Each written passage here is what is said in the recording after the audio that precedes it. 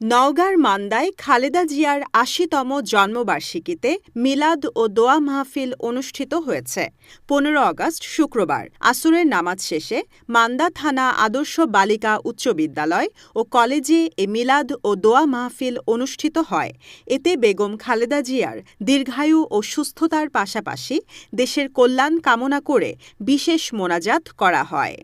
দোয়া মাহফিলে অংশ নেন মান্দা উপজেলা বিএনপি সভাপতি এম এ মতিক, সাধারণ সম্পাদক মোহাম্মদ শফিকুল ইসলাম বাবুল চৌধুরী, সিনিয়র সহসভাপতি নাজমুল হক নাজু, সাবেক সভাপতি মোখলেসুর রহমান মোকে, সাবেক সাধারণ সম্পাদক একরামুল হক বাড়ি, যুগ্ম সাধারণ সম্পাদক বেলাল খান, সাংগঠনিক সম্পাদক শামসুল ইসলাম বাদল সহ সহযোগী সংগঠনের নেতাকর্মী, গণ্যমান্য ব্যক্তিবর্গ সহ অসংখ্য সাধারণ মানুষ। দোয়া মাহফিলে বক্তারা বলেন, দেশনেত্রী বেগম খালেদা জিয়া দেশের গণতন্ত্র ও জনগণের অধিকার পুনরুদ্ধারের জন্য আজীবন লড়াই করেছেন। তিনি শুধু একজন রাজনৈতিক নেতা নন, বরং গণতন্ত্রের জন্য সংগ্রামী এক সাহসী কণ্ঠস্বর। তার সুস্থতা ও দীর্ঘায়ু জাতির জন্য আশীর্বাদ।